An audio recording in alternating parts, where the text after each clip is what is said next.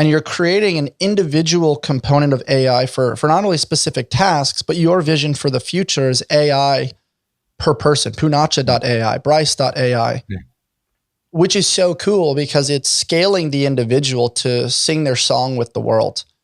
Let's dive into the conversation around AI. Yeah, I think when I look at AI, I say the role of AI is to augment human intelligence, to remind us of our own natural intelligence, right?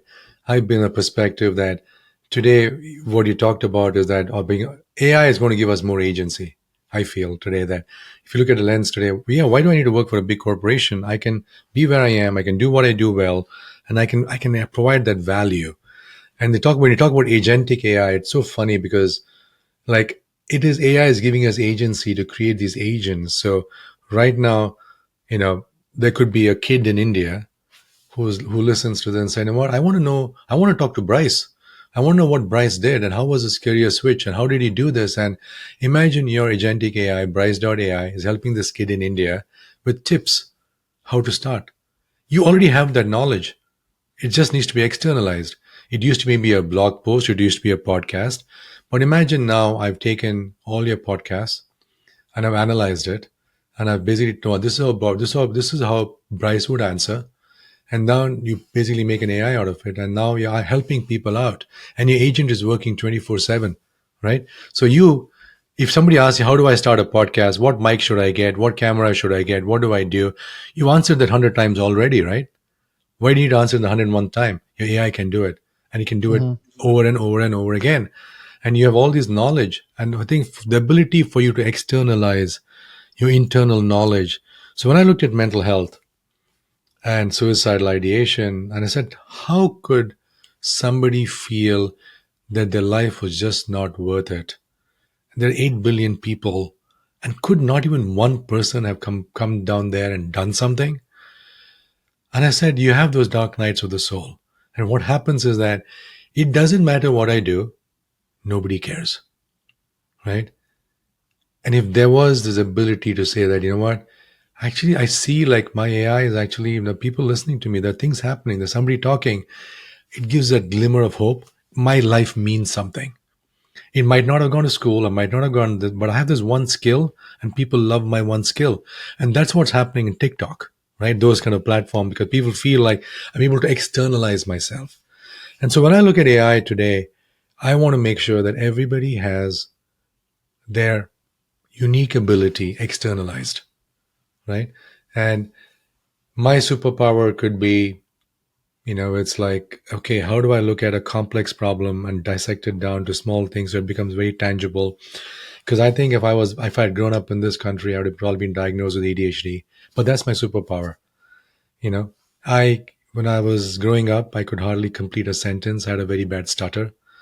And my mom basically said, you know what? I think you're super smart and kids can't understand you. You got to slow down. And she gave me a mantra. And I just repeated it myself every time I felt anxious. That became my anchor. And now when I speak, not many people can say I have a bad stutter, right? But maybe I could help somebody with that.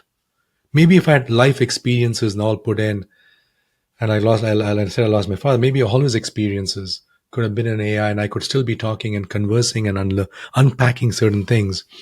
So I look at AI as a way to augment our human intelligence to make us more human, right? A conscious use of technology. Yes, there are a lot of the other sides of AI, but like I said, everything is neutral. Is how do you use it? Does the gun save you or take a life? It's who's using it. It's not the gun. AI is not here to replace our humanity. It's here to help. Yeah. It is what I'm hearing. But there is a fear narrative out there that all these jobs are going to be replaced by AI. We're seeing the Waymos, the driverless taxis. Mm-hmm. We're seeing things take place with lawyers. People can't afford the lawyer fees. So they're using AI to communicate from a legal standpoint. We're seeing script and journalism taken over a little bit by AI. What are your thoughts around the fear base with AI? Because there's the excitement side, which is the scalability of the human, which I want to come back to later. But then there's also the fear side of, oh my gosh, like my job might be taken away here soon.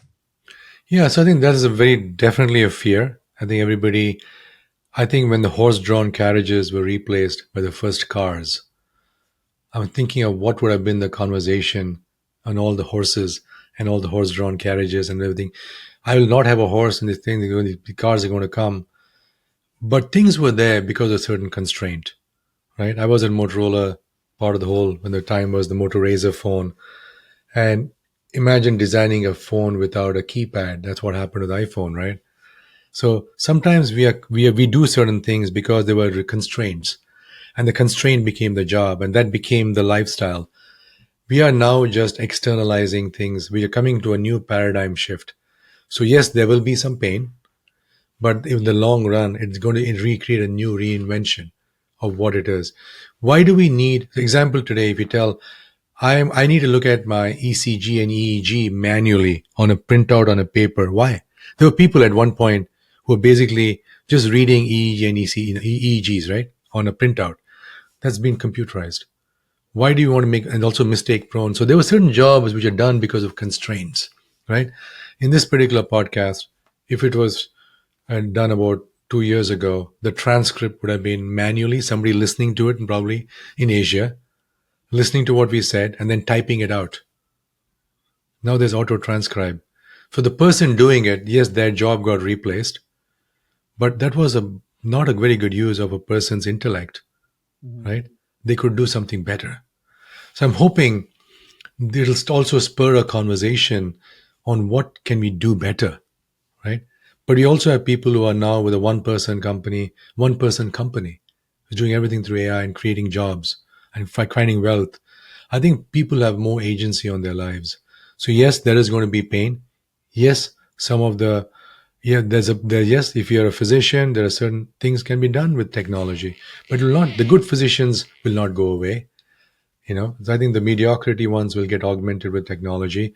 Just because we have the digital camera, it doesn't mean photographers went away.